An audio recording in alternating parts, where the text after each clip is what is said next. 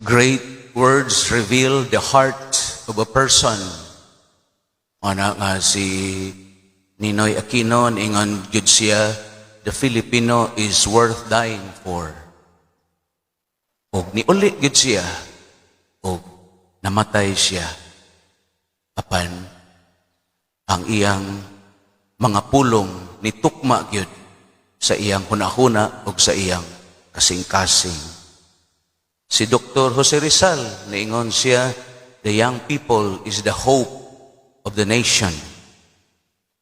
Si Maria, mga igsoon, makita usab nato diha sa iyang kinabuhi ug unsa ang iyang kasing-kasing ug ang hunahuna tungod kay kini kanunay nga gigamhan sa pulong sa Dios. Mary's mind and heart was always empowered by the Word of God. Manang kining ebanghelyo nato karong nadungog ni ining ikapitong misa sa kadlawon, nindot kayo kining maong awit sa mahal nga Birhen Maria. Gani suma sa mga Bible scholars, nagsabot gyud sila og nagkahiusa nga kining maong awit sa mahal nga Birhen Maria, siya gyoy kamugna ug kasuwat ni ini.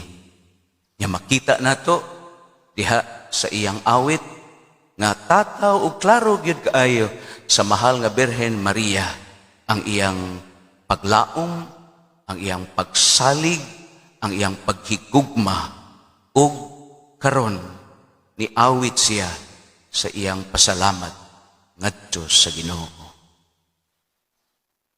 Mga igsoon, there is more to thank the Lord.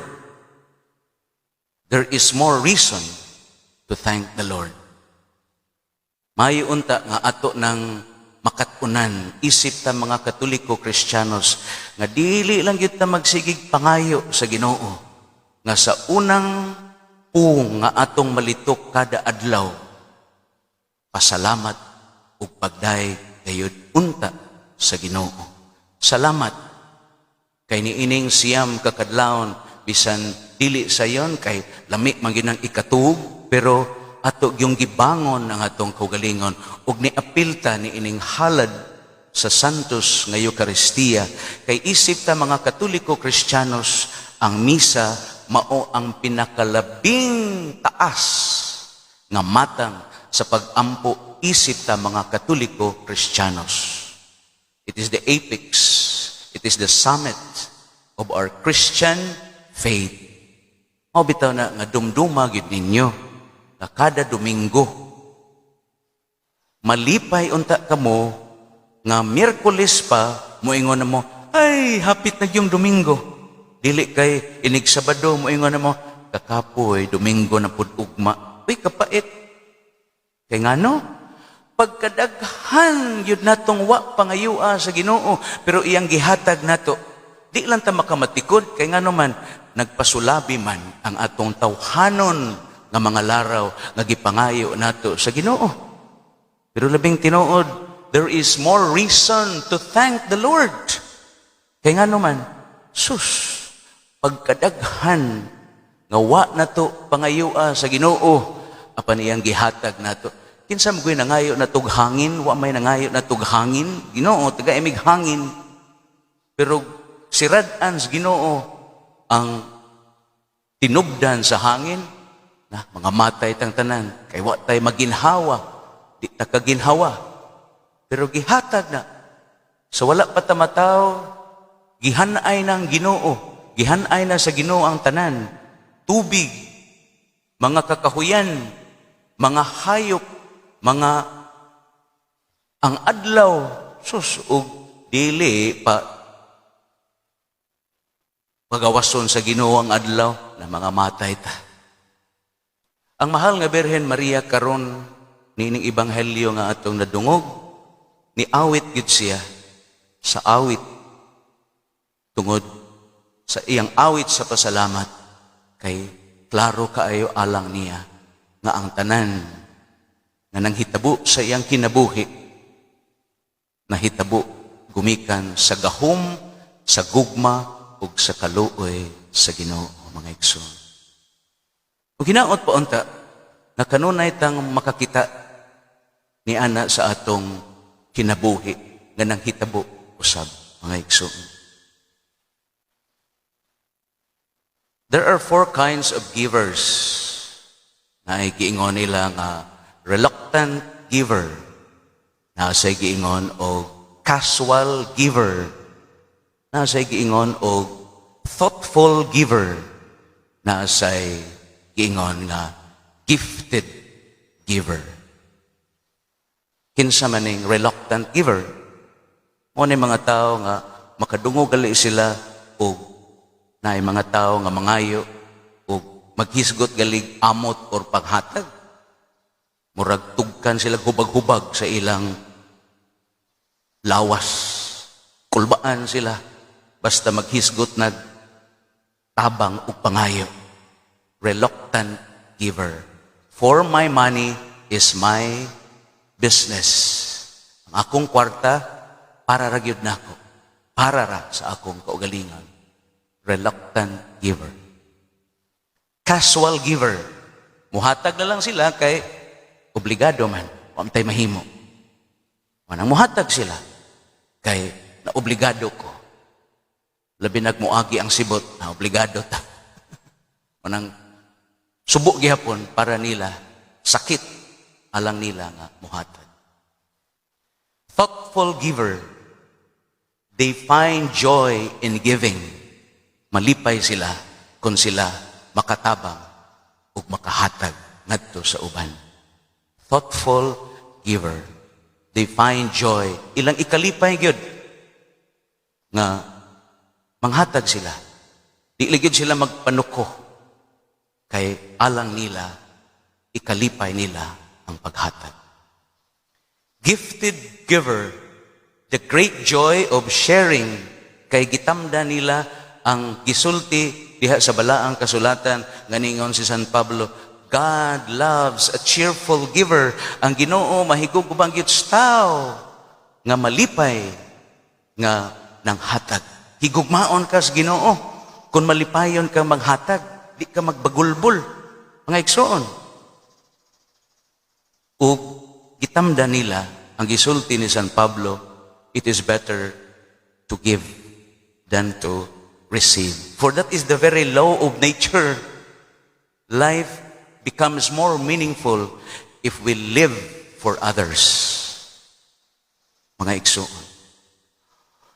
Ug mauunta ka na ang lanog nga pagpasalamat nato ngadto sa Ginoo nga ang atong kinabuhi usa ka lanog nga paghubad nga nagpasalamat gayud kita kanunay sa Ginoo nga gilitok nato, gihubad nato, i-concretize nato ang atong pagpasalamat sa Ginoo diha sa atong kinabuhi.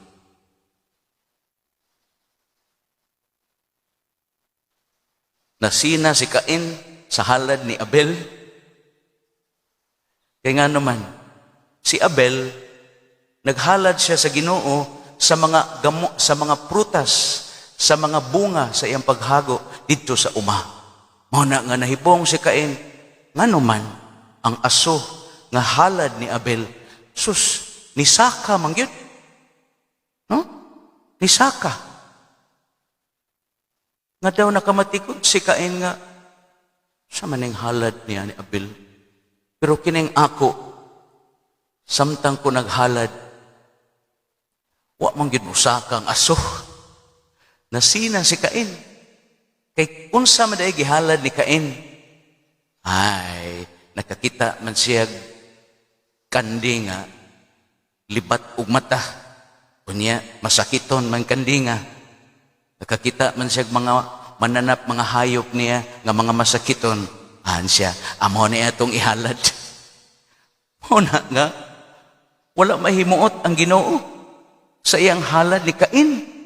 Tungod kay ang mga larot malay gihatag ni Cain, mga igsoon. Dihay usa ka dalaga nga nakamatikod siya sa iyang boyfriend nga nikalit lag kalubad sa sinugdanan nila sa ilang paghinigugmaay buutan kaayo ang iyang boyfriend. Mom sige ng mga laki. Basta naapay tuyog tumong pagkabuutan na gyud, pero wala na, pasagda na lang ka. So pila ra may istorya, niabot man ang panahon nga dunay misa de Gallio, so nag 9 mornings siya. Ampo siya sa misa de Gallio nga unta ang iyang boyfriend mabuutan. Sus! Pagka ikapitong adlaw, wa niya damha ang iyang boyfriend. Ningon, kuyog ko nimo, simba. Tural, lipay siya kay malagmit, gidungog na iyang pag-ampo. Nikuyog, hangtod nga nahuman ang misa de Gallio. Ug sa iyang katinga, ang iyang boyfriend maunay, mo hagad niya og simba. Mag-una pa niya ingon, oy manimbat ha, ni kadomingo, dilipay kay siya, ang igsoon. Kaya nga naman, usab gud iyang boyfriend, epektibo gid ay 9 mornings, epektibo gid ay misa de Gallio. So pila ra may idagan og niligid ang mga katuigan, ningon ang iyang boyfriend, Mayla, kanang na ako isulti nimo. Sus, gikulpaan si Mayla. No? Kaya nga naman, dugay na ko sila relasyon. So, most probably, mo-propose na kami niyoon. So, lipay kaya siya. Nagsagol ang iyang gibati. Murag, kalibangon, kaiyon siya pag-ingon sa iyang boyfriend nga Mayla, na ako isulti nimo. Hinaot pa unta nga malipay ka. So, samot na gid sa gikuyawan. Ningon ang iyang boyfriend, musod ko sa seminaryo. Tinuod biya ng istorya ha, pero dili lang may langahan sa iyang girlfriend. Tinuod ng istorya ha. Ug ang maong iyang boyfriend, hangtod karon buutan nga nga pare, di lang ko musulti kinsa. Gifted giver, nag-uol ba siya sa diha nga iyang boyfriend nga nisod sa pagkapari, nalipay siya o iyang gisuportaan ang iyang boyfriend na karon o sa kabuutan, banggiitan nga pari, mga igsoon. Di lang buutan, balaan siya nga pari. Dinhi sa unang pagbasa, si Hana, gitubag sa Ginoo ang iyang pag-ampo. Gitagaan siyang anak nga mao si Samuel. O karon ibalik siya ngadto sa halaran ug niingon siya, Ginoo, nahinumdum pa ka nga dinhi nangayo ko ug imo kong gitagaan karon akong ibalik, akong ihalad pagbalik ang akong anak alang kanimo. Ug kanindot kay ngano man wa gyud magpanuko si Hana nga iyang gibalik paghalad ang iyang anak nga si Samuel, usa sa mga propeta. Ug nahinumdum mo, basahan ninyo ang kinabuhi sa libro ni Samuel, sa kinabuhi ni Samuel, mga igsoon. Dunay usa ka magtutudlo. Inigabot niya sa classroom, mahibong siya. Mahibong ang ubang mga teachers. Sa man si Sir nga, kanigo mga, sa mga maestra no, maghuwat paskuhan, magsige pang chismis ba? So, ito nga, nakita nila, nakamatikod yun sila nga, si Sir, inigbuntag, yukbuan niya iyang mga estudyante. Uyukbo siya. Yang yukbuan iyang mga estudyante. So, nangutana ang usa ka magtutulo. Anong ka, Sir? Yukbo kasi mga bata. Ano? Ingon siya, wa magugag kaybaw nga usaan ng mga estudyante diha. Mahimo na nga si Pope Francis, mahimo na nga si Bridget, Sister Bridget, or mahimo na nga si Makulayo, Presidente Duterte. No? For every child is 100 possibilities. Mga igsoon. kada bata nga mahimugso diha sa kaminyoon. Ang libuan ka posibilidad tungod kay kamo sa kanunay sa inyong kinabuhi sama sa mahal nga Birhen Maria. Nagpasalamat gayud kita kanunay ngadto sa Ginoo, mga igsoon. Apan ang lanog nga pagpasabot o pagpahayag sa atong pasalamat sa Ginoo mao gayud unta ang kalanog diha sa atong kinabuhi. It is a work in progress. Hopefully dunay upat ka mosaic nga akong ibutang or among ibutang dinhi. Hopefully kung suportaan ninyo. Kay kinigong atong parokya pagka 2004 kung wa ko masayop, i-elevate into an archdiocesan shrine to the Immaculate Heart of Mary, a special place of worship. Gideklara ni sa atong talahorong kardinal nga ang atong simbahanan usa ka archdiocesan shrine.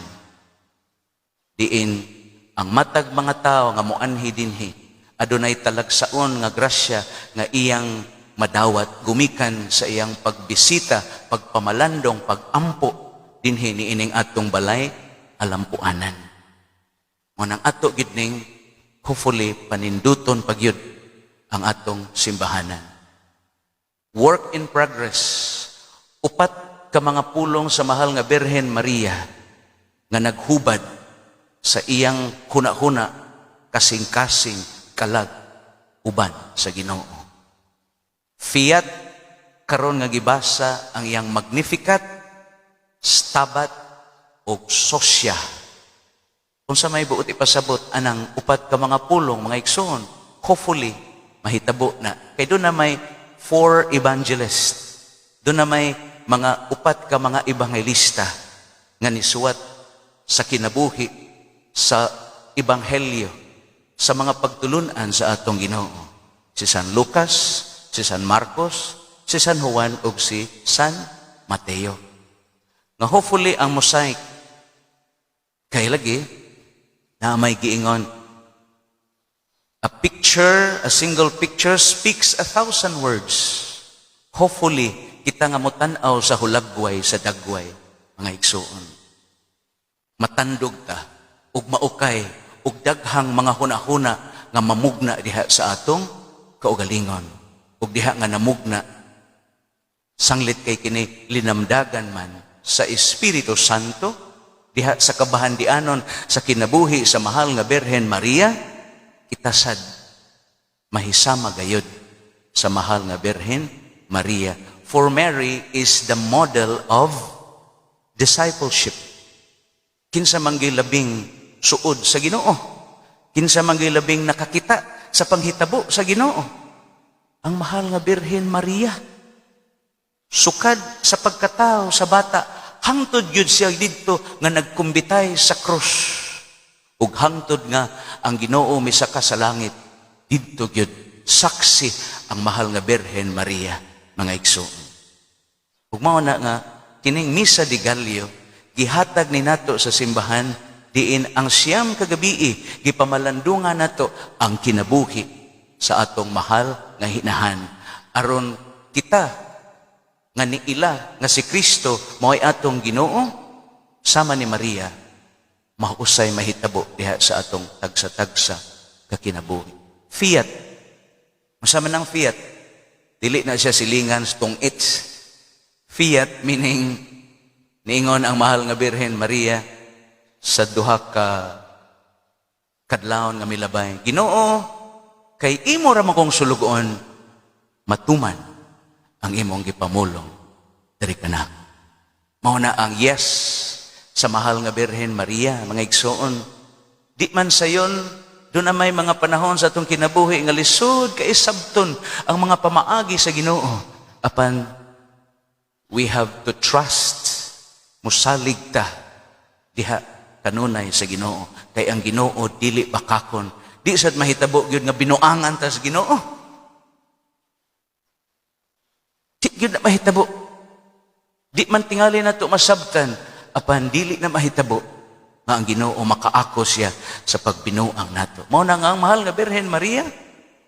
Ningon siya sa dihang gitahuan siya sa anghel, Ginoo, imo ra mo kong sulugon nan matuman ang imong gipamulong diri kana. Ug karong kadlaw na ang pagbasa nga ato nadungog ang iyang Magnificat, ang awit sa pasalamat sa mahal nga Birhen Maria. O ginaot pa unta nga kita sad kanunay diha sa atong pagpasalamat ngadto sa Ginoo ang atong kinabuhi lanog kaayo nga kanunay nga usa ka pasalamat tungod kay wa sad ta magpanuko nga mohalad sa atong kinabuhi tungod ug alang sa Ginoo mga igsoon. Stabat dili tulalim oy. Ang mahal nga Birhen Maria dito sa krus. Samtang ang mga apostoles diin man sila nag-iyahig panagan. Nahinomdo mo? Ningon na itong usa ka tawo. Kana siya ay. Kauban na nila. Ningon na si Pedro. Boy, kung kaila anak niya. Kahinomdo mo anak. Apan gitagna nam sa tungdaan sa Ginoo. Pedro, sa dili pa mo tugtugaok ang manok, ilimod mo na ako sa makatulo. Busa, sa dihang si Pedro nag-apil sa pundok-pundok kay nagpakisusi tingali to siya kung sa ginihitabo sa ilang magtutudlo. Dihay usa ka tao nga ningon, ay kana siya ay kauban nila. Ningon si Pedro, oy, kaila anak niya? Kay nahatlok sa Pedro. Pag ingong yung Pedro, oy, ko kaila, nitugtugaok ng manok, tugtugaok. Sus, may na lang kay sa dihang nakatugtugaok ang manok. Pertig yung hilakang Pedro eh.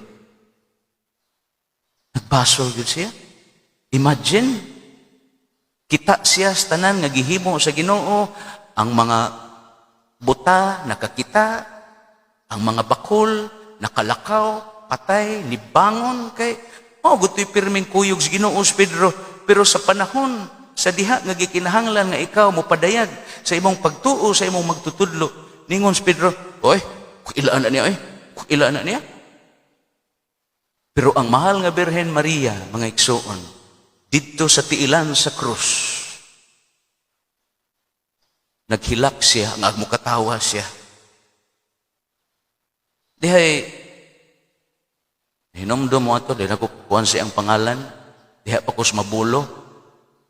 Public enemy number 1, napusilan. No? Napusilan. Naigo. Kay nanulis, gigukod sa mga pulis, napusilan. Gida dito sa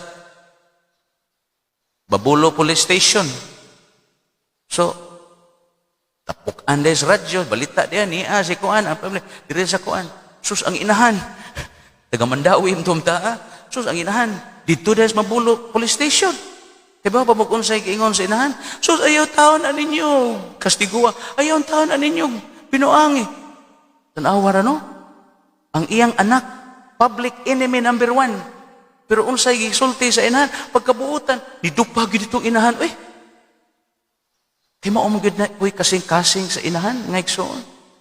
Pero dito sa krus, ang mahal nga Birhen Maria, iya bang gitulisok ang mga sundao dito nga nagpasakit ug nagduslak ug nagpatay siyang anak nga naglansang sa iyang anak dito sa krus?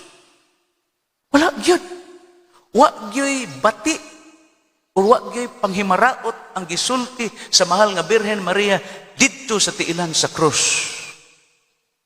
Mary treasured all these things in her heart. O kining tanan gitipigan o gisabot sa mahal nga Birhen Maria nga kadto kabubuton to sa Dios, mga igsoon.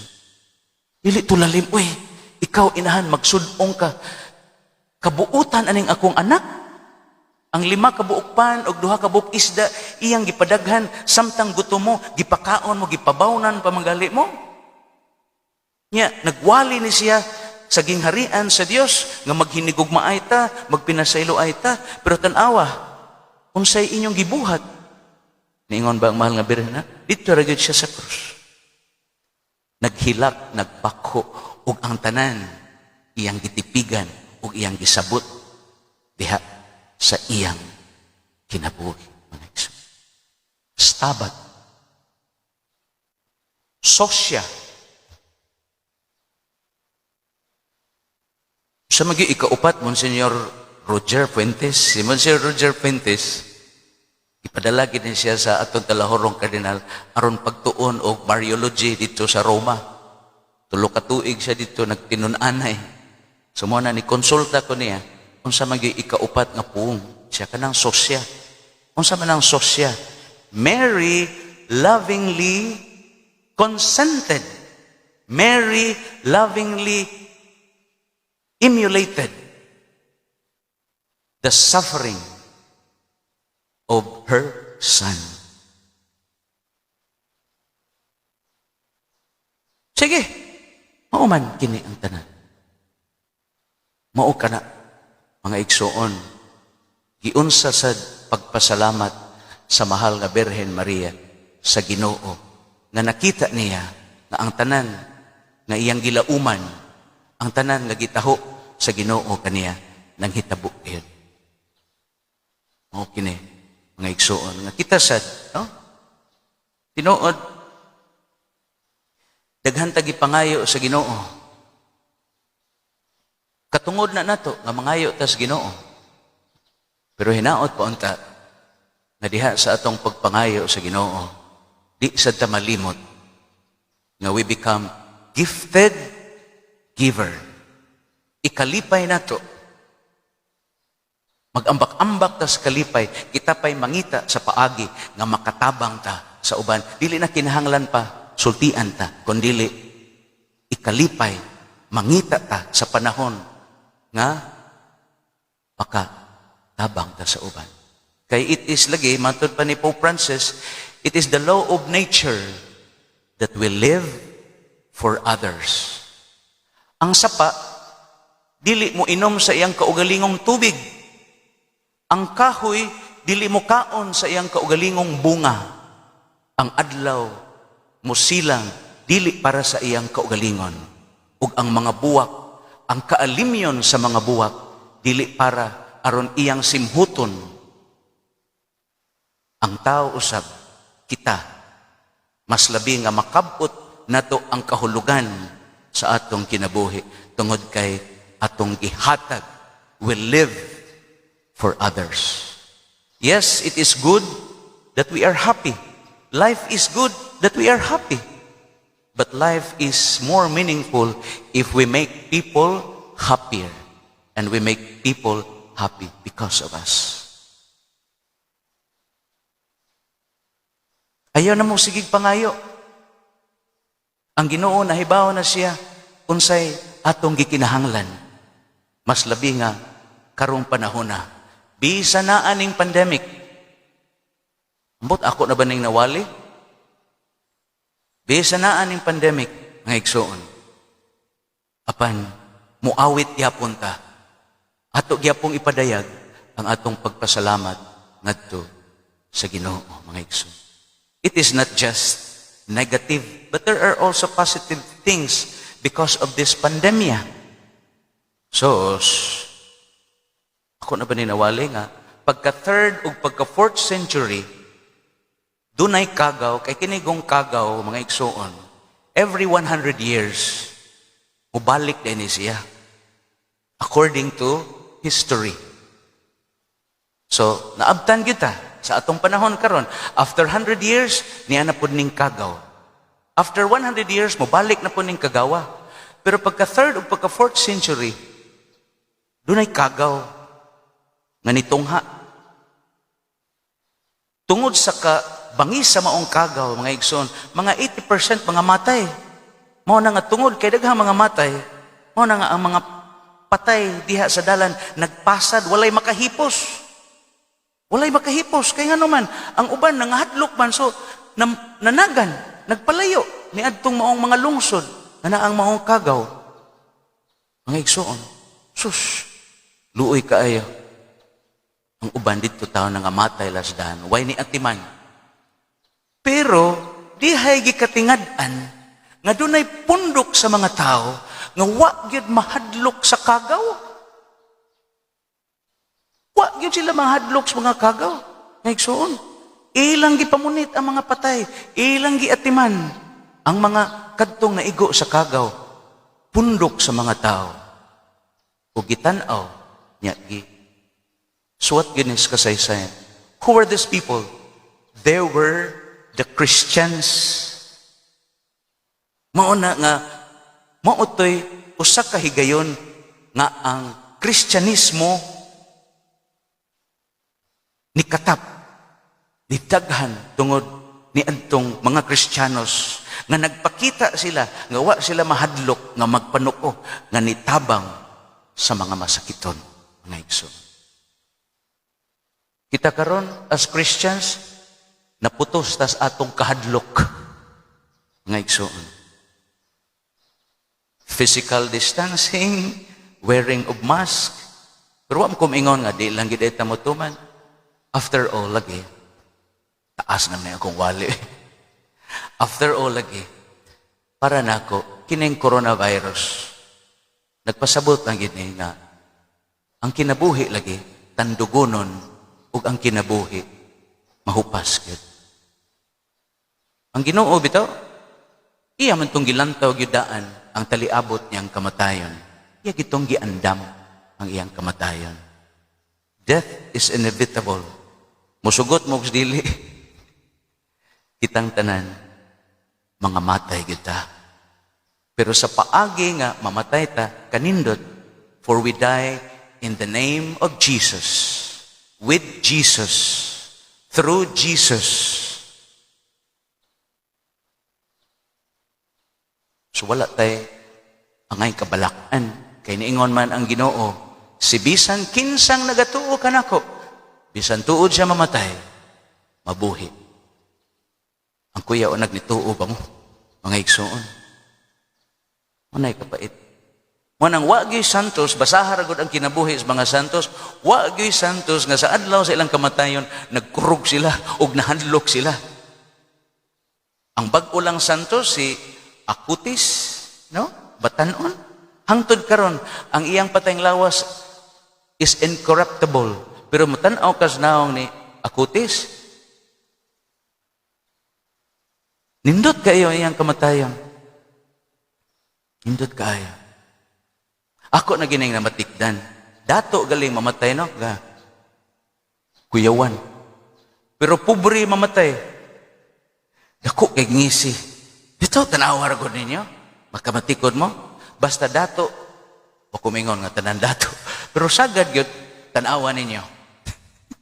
Dito ko sa bantayan, maintag, naminaw sila ron taga-bantayan. Ibuong ko dito sa bantayan. Inikmisan ako, ang mga tao, magsige duko-dukom, at tos lungon, ana. Sus, kay mangita, like numero dito sa lungon. Grabiha lagi sa mga tao dito. Ambot, dihabak ka na sa Migdanilya. Sa ako, sang duko-duko, sa ako sang gitanaw dito. Ana, agad ay numero. Ang kanang lungon na, ada na siya numero. Buong ko nga nung mga tawanan, magduko-duko man. No? Pero anyway, balik ta. Basta pobre mamatay, mag-isya. Dako kay gising naman, impas na ng utang. Impas na ng utang. Pero dato ka, kuyawan ka 5 ka, bispira sa imong kamatayon, makakita ka sa imong bankbook, ang imong bankbook, 100 million? Imong bahay, pero tindakuha, imong sakyanan na po, kabuok. Sus, daghang kay kag bulawan, di ka kulbaan na, bispira sa imong kamatayon. Uy, kakuyaw. Ya, di na lang gid may magdato, dre. Pagdato mo, uy, kay dili madadautan ng madato mo. Di yun nadautan. Ang madato mo, di yun dautan. Pagdato mo, kung gusto mo magdato, dili na siya dautan. Ngaigsoon. Pero, malagi na. Inigbispera sa imong kamatayon, makugang ka. Makugang yun ka. Ano man? Daghanan ng kwarta, niya mamatay na magkusunod si Mana.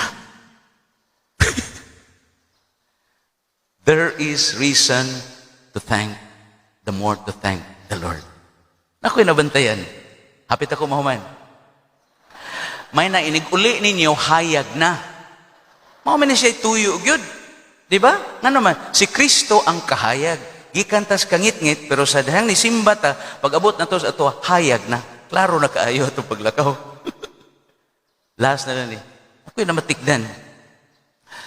Sa Western culture, maingon galita, thank you. Maingon din, you're welcome. Di ba?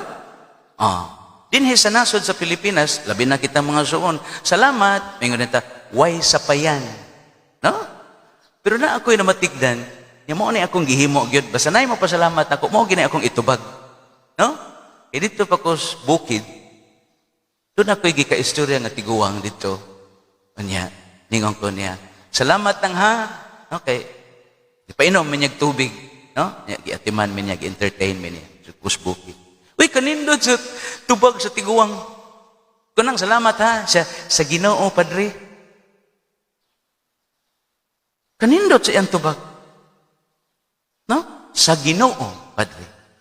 Salamat lang ha, sa Ginoo, Padre. Sa Ginoo. Hindot, no? Ngani pasalamat ko niya, pero Dre, ayo ang Ginoo mo ay pasalamati. I am just a gifted giver. Nakainom ka, nakakaon ka, tungod kay ako, gikalipay na ako, nagipakaon ti ka. Mana, sa Ginoo. Kay ako, nakatagamtam sad ko sa kaayo sa Ginoo diha sa akong kinabuhi.